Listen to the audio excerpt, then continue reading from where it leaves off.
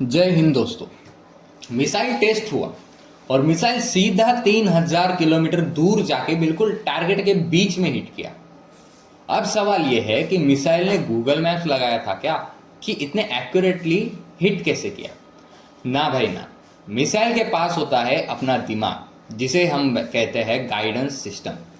तो चलो आज देखते हैं कैसे इंडियन मिसाइल अपने टारगेट को बिना गलती के पकड़ लेती है, वो भी इतनी 1 मीटर की एक्यूरेसी के साथ। 1 मीटर एक्यूरेसी यानी कि अगर हमारा टारगेट किसी जगह पे लॉक है तो हमारी मिसाइल ज़्यादा से ज़्यादा 1 किलोमीटर के रेडियस में ही डिफ्लेक्ट होगी और हाई चांसेस है कि सीधा उसी पे पिन पॉइंट हिट करेगी।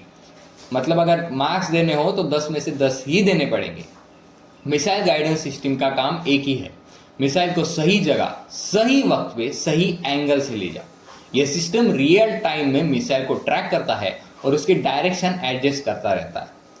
Indian missile inertial navigation, satellite guidance, स्टेरकॉम, रडार सीकर, इन चारों गाइडेंस सिस्टम का मिला जुला मिक्सचर है जो इसकी एक्यूरेसी को और ज़्यादा बढ़ा देता है। वैसे भी इंडियंस जुगाड़ में एक नंबर है, तो हमने कई सारे सिस्टम का जुगाड़ किया और जिस सिस्टम में जो चीज़ अच्छी थी उसे यूज़ किया। आईएनएस एक ऐसा सिस्टम है, आईएनएस यानी इनर्शियल नेविगेशन सिस्टम।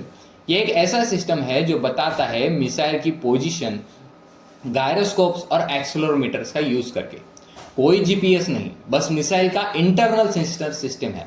ऐसा समझो मिसाइल खुद ही कैलकुलेट करता रहता है कि वो कहाँ है और कितना मुदने में है।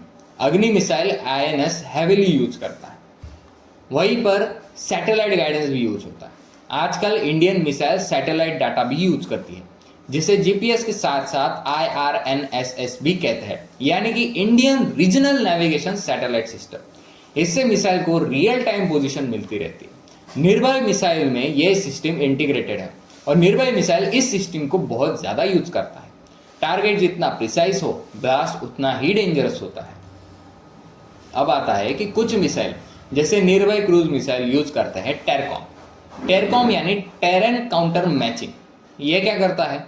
मिसाइल अपने नीचे की जमीन का 3D मैप कंपेयर करता है प्री लोडेड टेरेन से। अगर जमीन वैसे ही दिख रही है तो मिसाइल अपनी पोजीशन कंफर्म करता रहता है और फिर उसी रास्ते में आगे बढ़ता रहता है।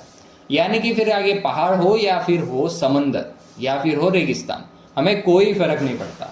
हमारा जो पाथ ट्रैक है उसी पाथ से हम मैच करते हुए चलते रहेंगे।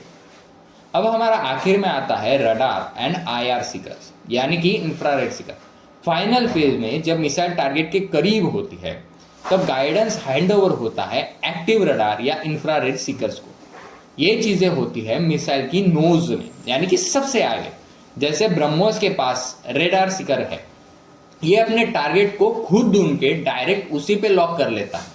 यानी कि अगर मिसाइल लॉन्चिंग के टाइम दुश्मन ने टारगेट को मूव भी कर दिया तो जरूरी नहीं कि ब्रह्मोस मिसाइल पुराने वाले टारगेट को हिट करेगा, नहीं।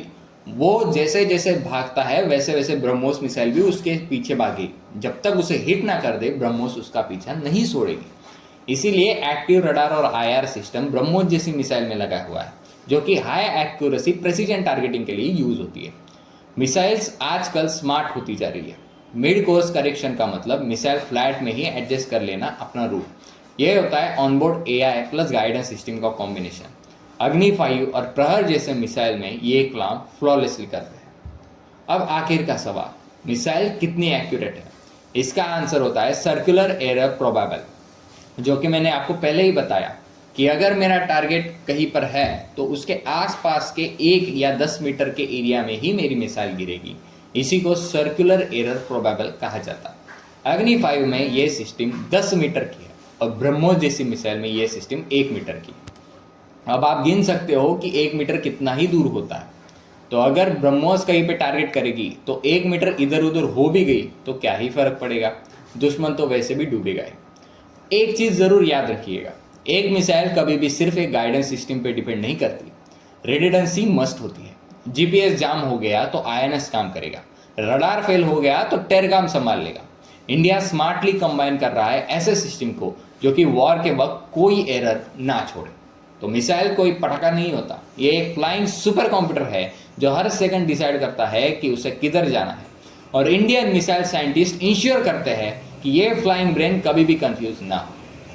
तो दोस्तों, अगर आपको ये वीडियो पसंद आया हो और ऐसी मिसाइल और डिफेंस इक्विपमेंट की वीडियोस आप और चाहते हो तो हमारे चैनल को सब्सक्राइब करें, वीडियो को लाइक करें और कमेंट में जय हिंद जरूर लिखें और बताएं कि आप कौन से वेपन सिस्टम पे अगला वीडियो चाहते हैं। मिलते हैं अगली वीडियो में, तब तक के लिए जय हिंद।